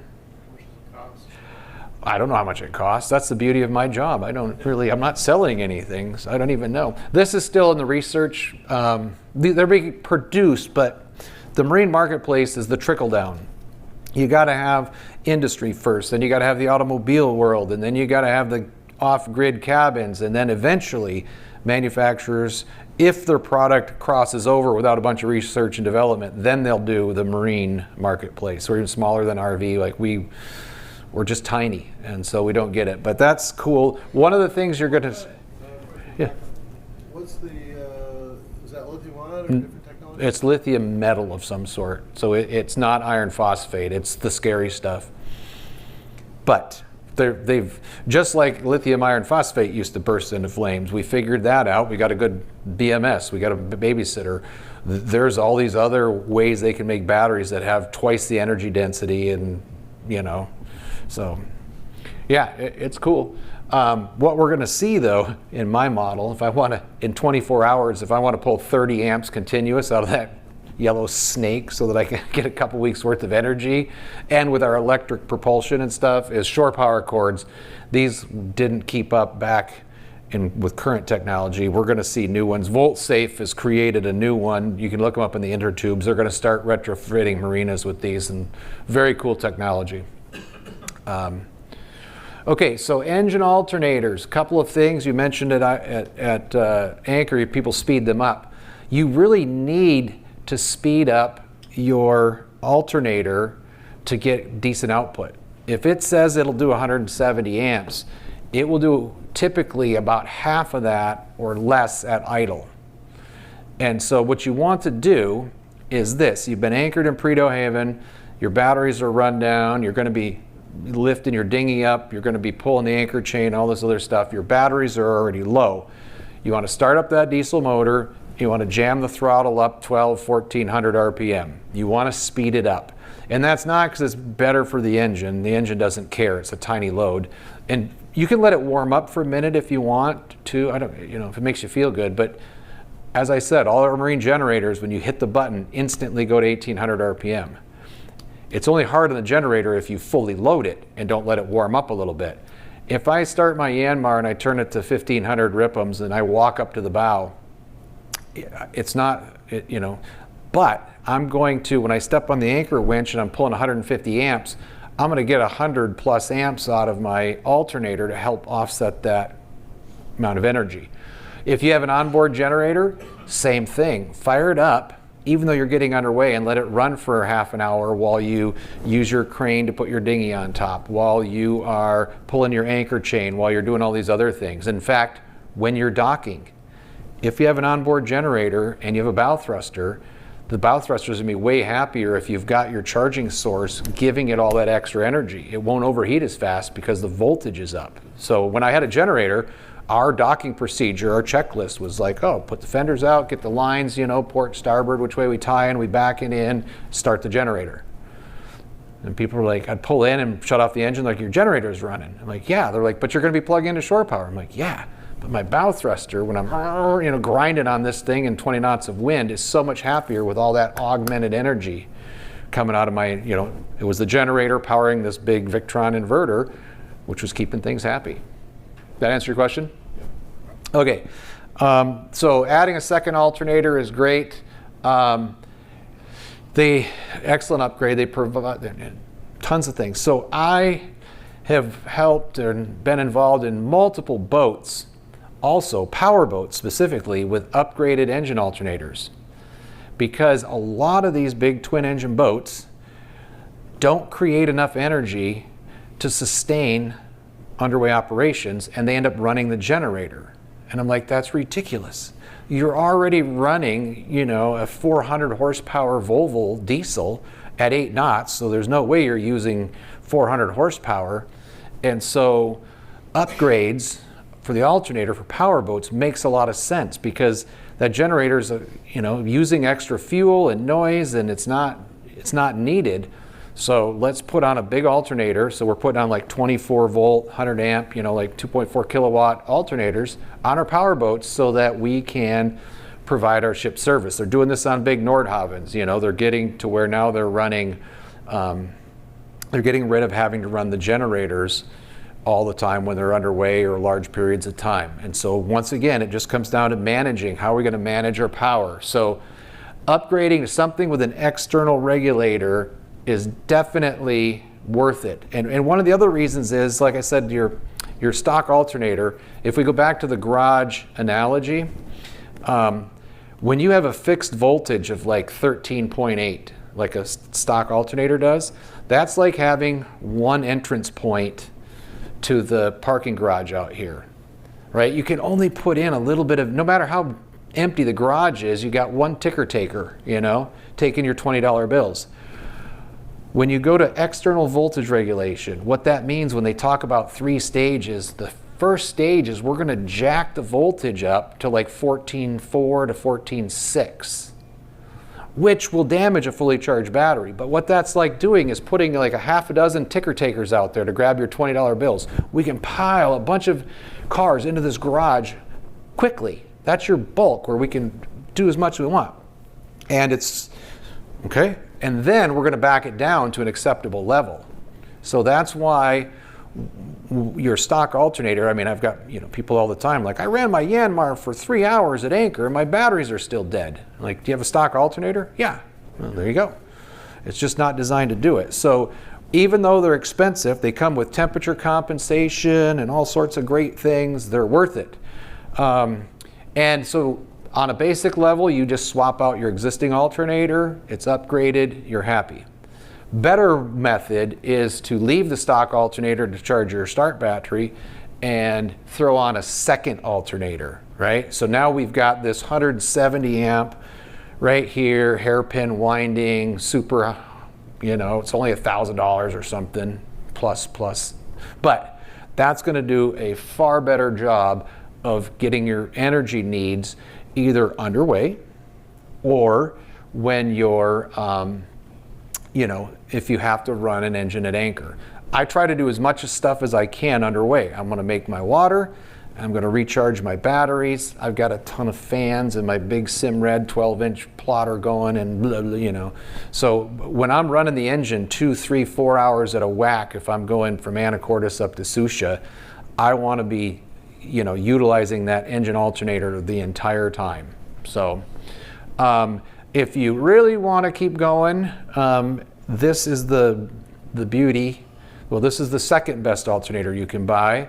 This is, I get these from Bruce Schwab, Ocean Planet Energy, which is awesome.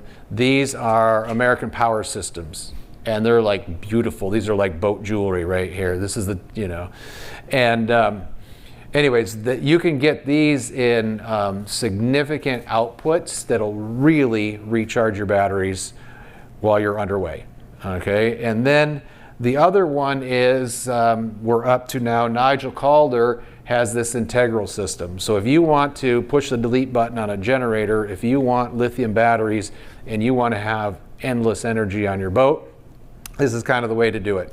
And this thing is 7 kilowatts continuous. They've seen a lot more of that in the lab testing. Parker Hannafin, the big fuel filter, or I don't know, they do all sorts of fuel filters is probably a small part of their business. But anyways, they're behind this, and so it's a basically you can put this on and drive your boat to Hawaii and not have to worry about energy. And so yeah, they've done some really cool things in our industry. The other thing that we need to do or want to do, and this is also all over the internet, is we need to, I mentioned 3-stage charging to open up the ticker takers. If you want to optimize your charging system, and it doesn't matter if it's lead or if it's lithium or what you want to do, wake speed makes the best voltage regulator, okay? Because what we're trying to do is optimize the batteries and make them last. And Al's a local Northwest guy here. He started wake speed because he had a whole bunch of, he had a big wooden trawler and all these batteries, and he's like, there's a better way to charge them. And so he has done that, and Dragonfly Energy, which is the parent company of Battleborn, said, ooh, we love this technology. This is actually the best way that you can charge lithium batteries. They've bought, and now Al works for them. And so, you know, if a salesman's out there, your technician's telling you, look, this is the alternator, we want to go with a wake speed voltage regulator, you have to trust them. The big parts of it are its CAN bus. It communicates with the rest of your equipment. It will talk to Victron. It will talk to other companies. It monitors current. It's the only voltage regulator. Most of them go on time. They just say, oh, I'm going to put 5 extra ticker takers out there grabbing $20 bills for 2 hours, and then they're going to come back. Wake speed doesn't do that. Wake speed watches the number of cars that are coming in, and it's going to regulate based on that. And what's cool is when your parking garage starts getting to a certain fullness, the wake speed, this computer, super smart, it looks at it and says, oh, time to slow down the charge. And it'll work with lead, it'll work with lithium. It's really, really good technology. They also, on their temperature, the way they modulate it, when it starts, they watch, and when your alternator starts getting warm, they slow down current and they optimize it. Boat owners don't need to do this or know this. You only need to know, like, oh, it's worth the extra money to put a wake speed on because they've engineered it, they make it work. The competition does if the alternator gets too hot, it drops the output to 50%. And then after the alternator cools off, it goes back hot, you know, it seesaws. And that works, it protects the alternator, but this optimizes the system. It's really cool. We've set up a wooden boat with a beta in Anacortes. This also has a feature-in wire.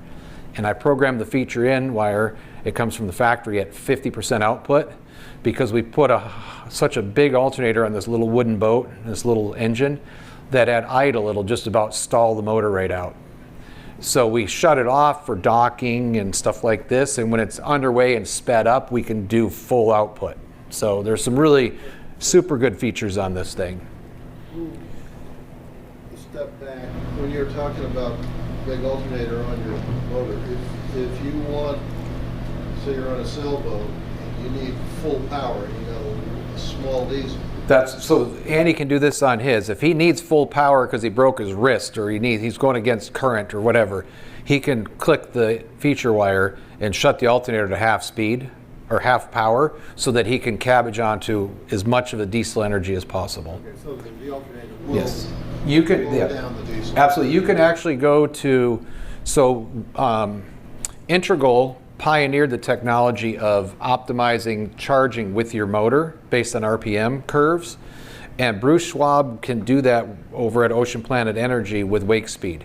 If you've got a tiny diesel, they can actually change how much load this giant output alternator is doing based on engine RPM.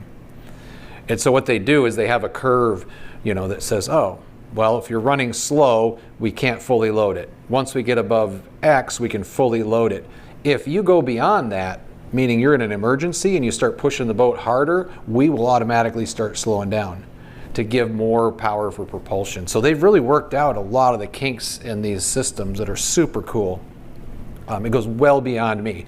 I just know that the case studies that we've done and what we've set up have been really cool. The other thing is, we talked about how do we charge. All of our engine alternators, inverters, most of the stuff charge one battery bank. And I already said how important these DC to DC chargers are, you know, for keeping everything charged. We have to avoid, if we get into lithium, we need to start avoiding automatic charge relays because ACRs, back in the old day, I think I got a picture here, let's see. Yeah, so I've got a couple of these on my boat, and you know, we used to get rid of the 1-2-all switch because these will close when they see a voltage above 13 sustained for 2 minutes. They will close, and voila, we charge all batteries.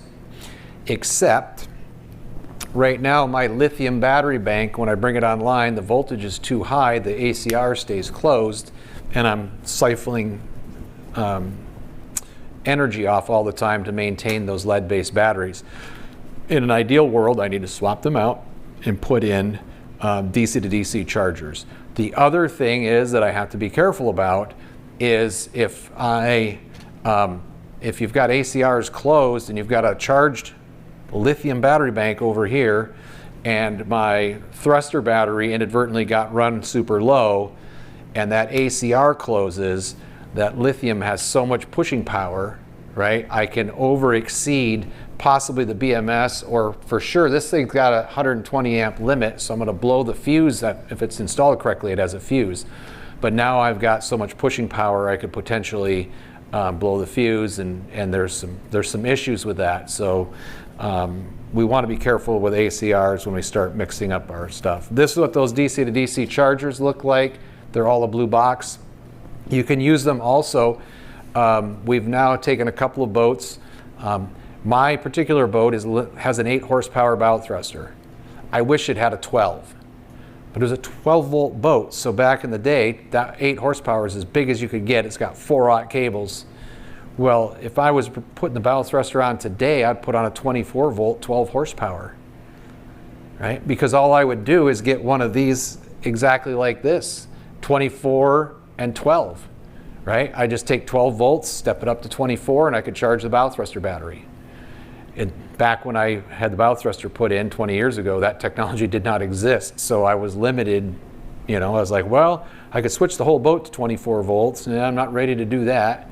Should have.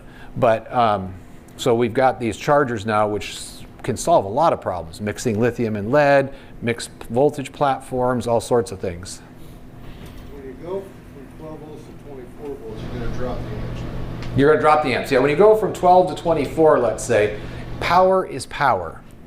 So if I'm, you know, if I've got, if I'm doing 10 amps up at 24 volts, okay, 240 watts, out of the 12 volt battery, I'm going to be pulling 12 volts at 20 amps, because that's still 240 watts. It's just power is power, plus the inherent loss because it's a piece of solid state equipment and it's got cooling fins on it. So, but yes, it still works. You just don't get something for nothing. That's why we're starting to try and not use amp hours, and I'm trying to get all my talks turned into, you know, this alternator is 2.4 kilowatts.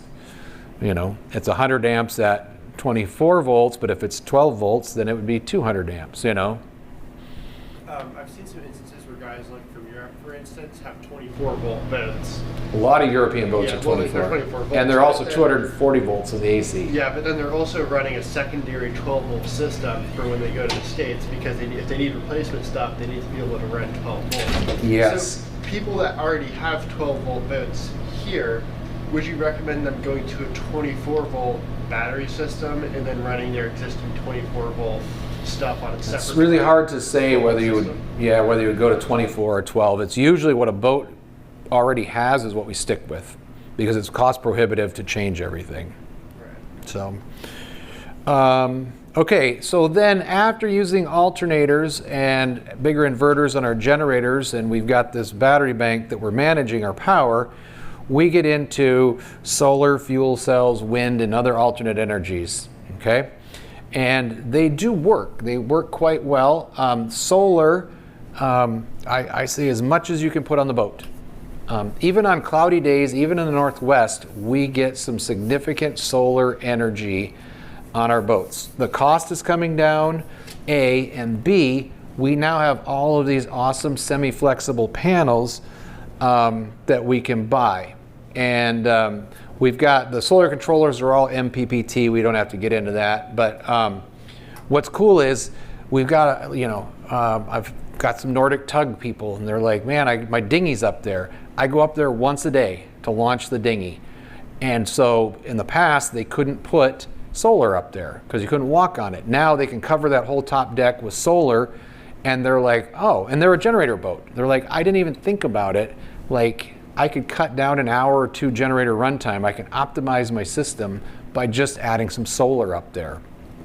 Same thing on, sailboats with the semi-flexible. We can now cover the biminis and different arches and all sorts of things where we can walk on them. So I'm a big proponent of adding solar. I like Victron controllers because I'm always Bluetoothing in and seeing how many kilowatts the boat is doing. I try not to do that when my wife is looking because she judges me. But it's fun stuff. There's the solar controller. You can get a 30-day history on mine, and super cool. You could put a disconnect switch. The beauty of solar is you can disconnect it, you can turn it off. You're not going to do any damage like you would with a wind generator. And so yes, if you don't want it, the boat's in long-term storage, you could turn it off. You could also reprogram it to be just a trickle float charger, I believe, so it doesn't do 3-stage charging and just keeps your batteries happy. Some of the other stuff we have that I didn't see them this year, the Hydromax. This is the EFOY. They're still all over. I know somebody who had an EFOY they took on their cabin and had it in their van. They took it on their boat. Fuel cells were designed for space, and they're really quite cool.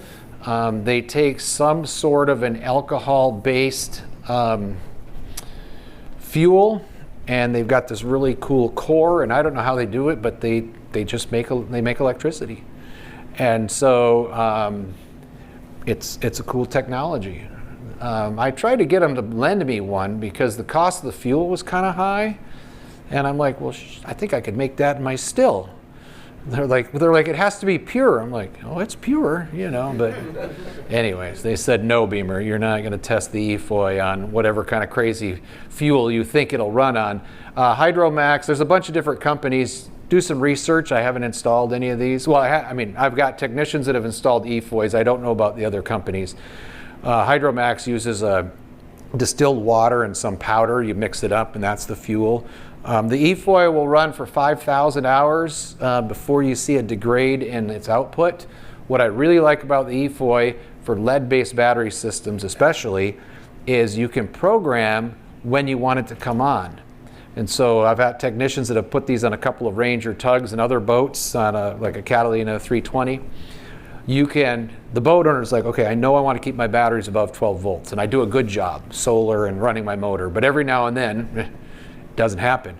You can program this to kick in at 11.95 volts or whatever, so that you're not using up fuel if you've got solar, you've been running your engine, you're using it as a buffer when your batteries hit that low threshold. And so they're saying, hey, the cost of this, by keeping my batteries, getting me a lot of extra years, is going to be worth it. And so that's where a fuel cell, I think, really shines. I think, there's also their low installation costs. They put out a little bit of water, pure water, as their byproduct. So the fish love it, people love it, There's a lot of wins. And the cost, of course, everything is coming down. And so it's definitely an option for getting. Now, if you've got a 55-foot, Nordhaven and you're trying to power this thing up, I'm not sure that an EFOY is going to really help offset your energy needs. Yeah. I think it's 210 watts, this one. So 12 amps or something would be a little more than, I don't know. It's not a huge amount of output.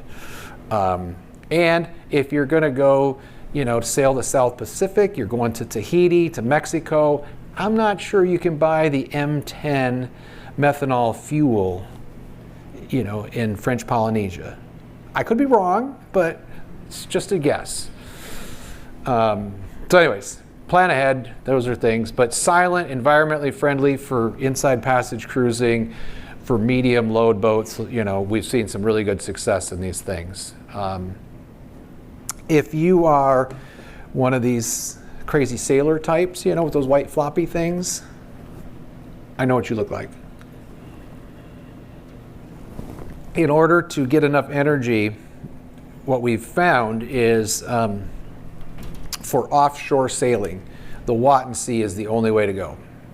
The guy who owns North Harbor Diesel did a Pacific loop, did 14,000 miles. He made it to Mexico, and the owner of the boatyard said, yep, should have listened, put a Watton Sea on.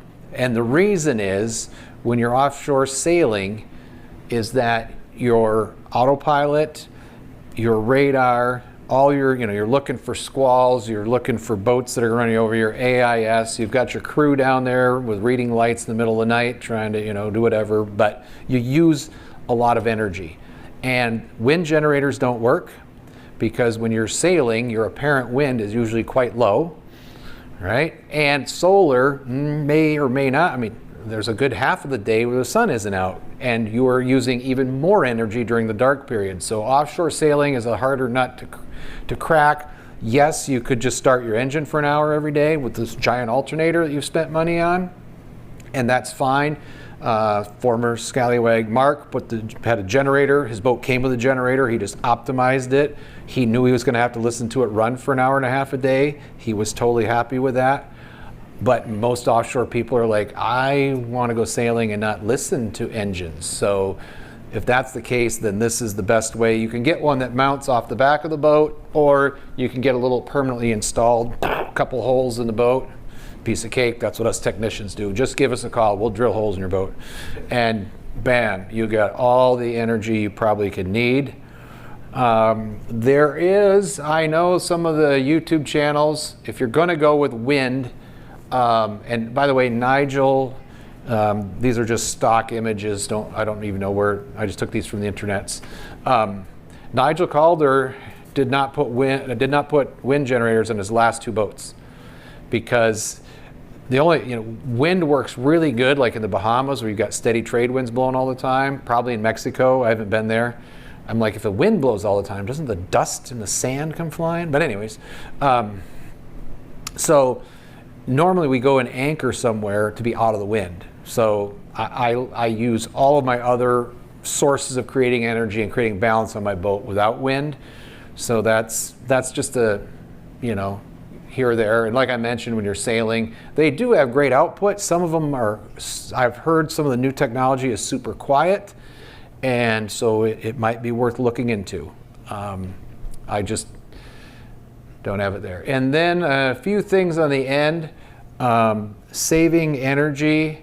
All the boats, like especially a lot of these boats that came built in the 90s, came with those little halogen lights that just get firecracker hot, and they use you can save so much energy in converting to LED. It's totally worth it. Refrigeration is another big one in our area where we're using tons of energy. So I switched all of my boats and all of my bulbs and lost, I don't know, 8-9 amps or something, which doesn't sound like much, but if you leave them on, in the wintertime from 5 p.m. until 10, that's a ton of energy. So I've just done all of that. In fact, I've got one of these running at the Marine Tech School, because I'm like, I wonder how, I sat through a 3-hour presentation on LED lights, spectrum and how they're built and noise and blah, blah, blah. They're like, they'll last 50,000 hours. And I'm like, yeah, just salespeople talking. So I put one in my lab, and by golly, it's going on, 40,000 hours. This is probably even last year I took it, maybe more now. And it's still going. It's like the Energizer Bunny. It just never seems to fail. Now, in all fairness, it's not getting hot and cold all the time because it just burns. But it does, because the custodian keeps unplugging it. I have it running on a power supply. They come in and they're like, why is this light on? And you unplug it, and then I come in there and I plug it in. I put a note, do not unplug, experiment in progress, And I think they're like, how long is this experiment going to last? It's been years. I'm like, exactly. I'm trying to see if that thing will outlast me when I retire. But then on refrigeration, unfortunately, I have 2 of these on my boat, are no longer in existence. But Frigaboat, Isotherm, our refrigeration now is awesome. Add extra insulation will help a ton. And if you are going someplace warm, Mexico, the Caribbean, wherever, we now can just take the condenser and pop it into the ocean, and we don't have to circulate seawater through the boat and it's amazing how efficient these new refrigeration systems are. And so that's really, really good. The smart controls I do like. You can still buy, even though the stainless lobster was somebody had a 3D printer and had this cool little, it's basically a thermostat that they created. And then somebody bought it, I heard, and now I can't find them anywhere.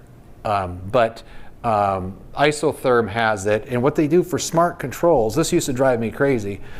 I'd go up to Prieto Haven and up north, and I would be motoring on the, for 12 hours or something, or 5 hours, I don't care, I'm getting there.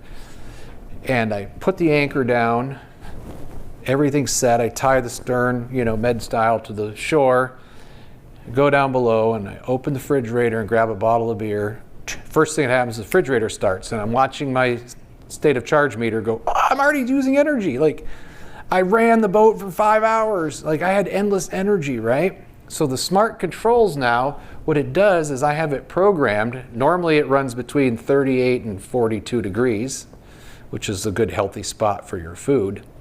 But I have it programmed to do an extra 3 degrees. It's a cold sink if there's power available. So if my solar is charging or I'm running the engine, pumps it down to like 35, 34 degrees. And oh my gosh, is the beer good when you get there at that temperature. And then it doesn't run for the first 6-8 hours that I'm at anchor because there's a lot of cool energy saving things that we have in our little world. So must-haves is a bilge pump and a bucket. There's a little tech tip about that. Please, there's diesel engine tech tips. There's all sorts of fun stuff. And I got on a sinking boat a few years ago, and that's always fun. Yeah, that's what we do. YouTube, the Scallywags. I've done a couple podcasts with Andy Schell, if you're interested, talking about boats from On the Wind.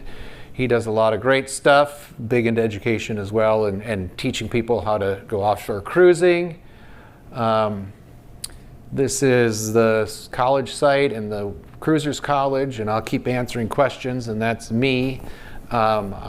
I think, John, you can convert this to a PDF and put it up onto the intertube so you can go back and look at the presentation. We're 2 hours fast forwarded, so do you know more about how big? Everybody's like, okay, I got to go buy batteries and a big alternator now, but life on board will be happy. So, and I've got Mark Bunzel's coming on next in a half an hour, so I'll be around 15, 20 minutes. If you got individual questions or you want to ask stuff, then feel free. What's Mark going to cover? I don't even know what Mark's covering. We could find out though. It's on the schedule. Did you use that Ocean Planet spreadsheet? I have. Yeah, it's a good spreadsheet that Bruce has. Yes. Yes. And you input that information in. How do you use it? So it's a spreadsheet. So have I used it? I've steered people towards it. I've opened it up and started. It's an editable form, so you can say like, and it's kind of estimations, right? This is going to be my load. These are my charging sources. How many days do you want to go to anchor? And it's just a way to get your thumb on how much energy do I think I'm going to need Per hour? Yeah, well, as an appliance? Yeah, well, not as necessarily. That's why we did the appliances separate, because those things that were cycled. But yes, overall, it's like, what is my load going to be per day? How many days do I want to sustain that for? And then how much am I going to get out of my solar? I'm going to put on this many kilowatts, and my cruising area, I should have X amount of sun, and we'll figure out a percentage. It's just a way to try and dial it in. Like I say, it's far better if you've got a good state of charge meter, and you can just be like, okay, I got 4 golf cart batteries. I'm going to go out and just watch on a day-to-day basis and keep a log. I'm going to run my engine, and that puts back in X amount, and this is what I'm using on a daily basis. And you'll figure it out. That's why I figured out I'm in 150 to 200 amp hours. I'm editing videos and running my laptop, and I turn everything on. And my wife and I just, whatever it takes. The refrigerator's always running. The freezer's always running. I don't shut the inverter off because I don't want my microwave to beep. Beep drives my wife crazy. So if you shut off the inverter and you turn it back on, you got to reset the microwave, and the clock goes crazy. And so We just leave everything on all the time. One thing I found about refrigeration is that I only need to run it like 2 hours a day. If it's 2 hours a day, it's properly insulated. Yes, if it's properly insulated, and that's the key. Properly insulated, and yes, its runtime should be low. If you have a Costco style refrigerator, you're going to be running it, it'll run 60 to 70% of the time. In the summer when it's warm, for sure. And so yeah, upgrading refrigeration is a huge, so that's what creating balance is all about, is, okay, I can add charging sources, I can add storage, I can save energy on what I'm using, you know, and there's no one magic bullet. It's just what can you do to make your boat kind of match your style. So. How efficient are those ice boxes on the old sailboats? You know? Yeah, so top loading ice boxes, it depends. I had a 27-foot Islander and it was terrible. And I found out why. It was a fiberglass hull and there was no insulation on it whatsoever. And then I was on another boat, I think it was a Passport, one of the Passport Bob Perry boats, and I think it was like we were cutting in behind it and there was massive insulation put around it. So on my Islander, I just went down to the hardware store and got some spray 2-part foam, and I drilled holes and I just foamed everything, every inch of everywhere I could get, and I plugged the drain because it was just open. It would just let the water drain out. And I mean, the thing was like 5 times as efficient. You know, a block of ice would, you know, where it used to use a block in a day, it would go for a week now because I added all the extra insulation. And I was doing that before I converted it with one of those little units. So insulation's definitely a big one. Don't forget, fill out your boat show little quiz. There's little Curie links over there if you want to look at some of the other classes we do up in Anacortes where you can get in the lab and get your hands dirty. Thank you. Thank you.